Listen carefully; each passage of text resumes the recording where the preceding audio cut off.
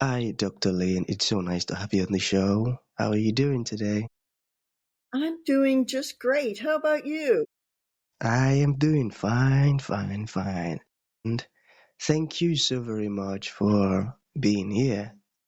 I truly Well, thank you appreciate for that. having me. Yeah, wonderful, wonderful. And you see, Dr. Lynn, oftentimes I love to thank my guest for two main things. And I do that so often that I think it has even become an anthem.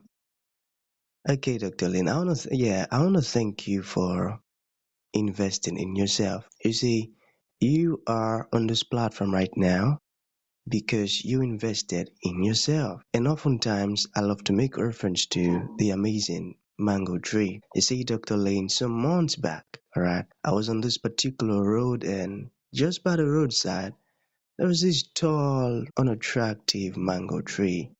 And I use the word unattractive because the tree looks so dry and, it's got no mangoes on it.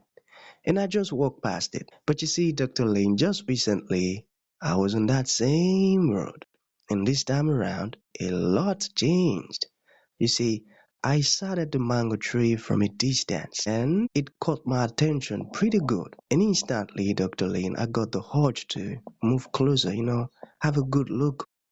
Then when I got closer, oh man, it wowed me because now the mango tree is looking so beautiful and it's got a lot of mangoes on it and the leaves are green and the branches are very healthy and the mangoes aren't just mangoes but ripe mangoes.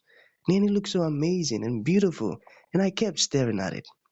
The point is the fact that you dedicated your time, energy, and resources to becoming the amazing person you are today. That alone has made it really, really impossible for me to say nope to you or for me to skip you. Yeah, so I want to thank you for, doing that. And now we are about to benefit from all of the things that you did rather, to improve yourself. And that's a great one. Thank you so very much. And secondly, thank you for being here. I truly appreciate it, Dr. Lane. Thank you. Thank you so much. And I love your story Thank because you. that's what I try to do with my clients is get them Hmm. to invest in themselves. It makes such a huge, huge difference in their lives. Tell you. That's right. So let's get started. You see, Dr. Lin, I am quite excited to have you on the show today for some reasons. All right. Firstly, my interest in knowledge seeking, because I believe in order to transition from a chaotic situation to that of a beautiful one, Dr. Lin, I believe it takes the application of knowledge, not just knowledge, but the application of it. And you see, Doctor, ever since I discovered that light in the Hebrew means knowledge, and darkness means ignorance. I've been so keen to knowledge seeking because I do not want to remain in the dark. So that's going to make our conversation today very, very important to me and even to the listeners. The second reason why I'm excited to have the amazing Dr. Lynn on the show is for the sake of the listeners. You see, Doctor, we live in an age where information is as abundant as grains of sand. We've got a lot of information flying out there, how to do this and how to do that, how to become this and how to become that. So these folks trust me for quality information. And I'm totally convinced, Dr. Lane, that our conversation is not only going to be insightful, but also impactful. So for that reason, Dr. Lane, let's get started with your introduction. Talk to us about your personal or professional journey. We're just so curious right now. We want to know how you got here. Then afterwards, I've gotten some beautiful questions for you. Okay, doctor, Okay, great. over to you. Thanks. It's been a long journey. I really started my career in corporate America and I did leadership training, leadership development, large scale global change management and executive coaching. And I did that for years and years and really enjoyed it. I love seeing people, put in the time and effort to make the changes they need to make to grow. And I loved that. But then it became time to retire and I did so. But a few years later, my 100-year-old mother came to live with us. And I took care of her until she passed at 106. And Unfortunately, within 3 years' time, I not only lost her, but I lost my little brother and my husband. And I had been retired. So I've closed down my coaching business. Going through that first year of very dark, heavy grief, I realized finally, kind of had an epiphany when I realized that, I can't stay here. And I realized with all of my background in teaching, training, coaching, human development. My doctorate is in human behavior. And with that and the coaching and all the stuff I gained through the years, I realized I have what it takes to really help people. And I managed to create a process to get myself on the other side of the grief. Not that it'll ever go away, but I'm in a place where I'm very excited about what I do. I'm very comfortable, very happy, and I'm anxious to share this with other people because it's not just the grief of losing a significant other, but anytime we have a major loss, it could be car accident, it could be losing our job even. We go through a period and a level of the grief process. And most of what we've got is grief groups for early on, which help people learn to regulate their emotions. But I go way beyond that, and there's not much out there for people after they've gone through that process. But I take them to they should be about at the point of realizing that they want something more. And then I engage with them and I take them through an exploration process of their thinking and their purpose, who they are, their identity, all of those sorts of things, and sort that out. And then we move into visioning, imagining, and creating, designing and creating their new life. And I help them transition into that new life of happiness and joy. Amazing, Dr. Lynn. And that just buttress what I was saying to someone recently, that whatever hardship or challenges it is that comes your way, there are lessons in it that you need to refine because others will need it. They want to know how you came out of it. They want to know how you became victorious and how you came out triumphantly. And your story Yes, is just a proof to what I said, I tell you. And I love what you're doing, and you have a very good and loving heart because whoever it is that is concerned about helping others, genuinely, there are good folks, I tell you. And when I listen to people speak, I'm always interested in knowing the motive behind what they're doing. And you mentioned it, you want to help people with grief and help them become a better person and all of that. And that's a very good one. So sorry about the loss and a very strong person, Dr. Lin. So sorry. Okay, and thank you. I'm gonna pick the first question from grief, all right. How true is the statement? Yeah, and I want you to talk more on it, all right. Grief doesn't just end, it echoes through generation.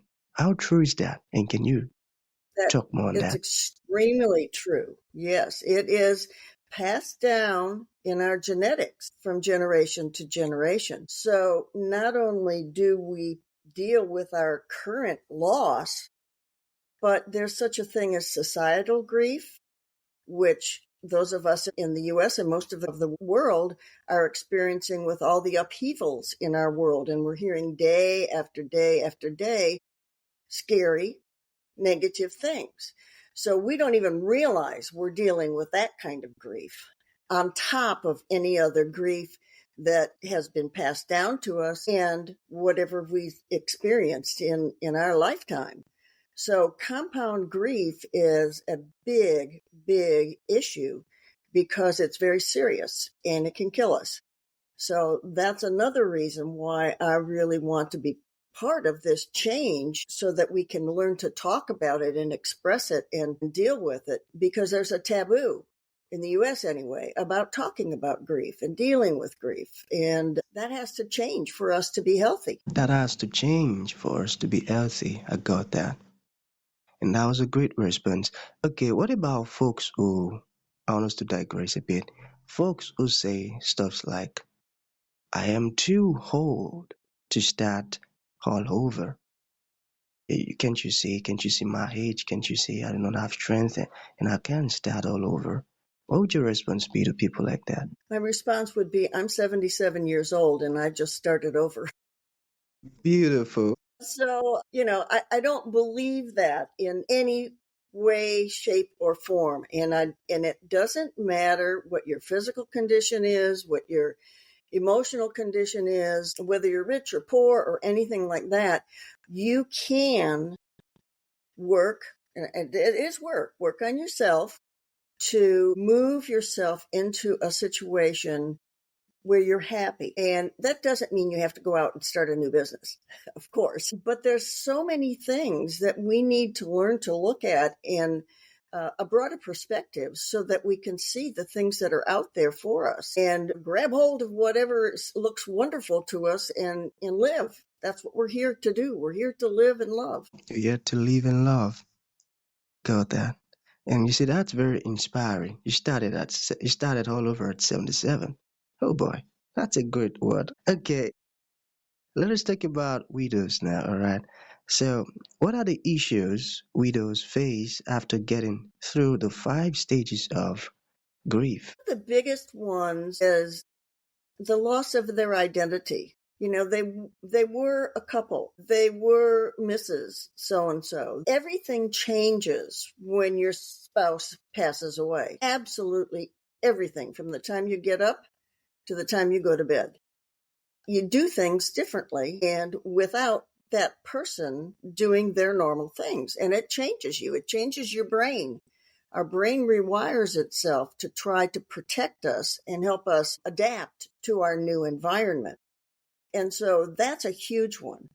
Loneliness is another huge issue. Not having a vision for the future is a huge issue. So if you don't know who you are, you don't know where you're going, and still have maybe some brain fog going on and you're lonely, that is a very uncomfortable place to be. And you're very right because I know of someone who lost her husband and, she's been experiencing this loneliness and that part where you also mentioned not having vision. Yeah, she's not thinking forward at all.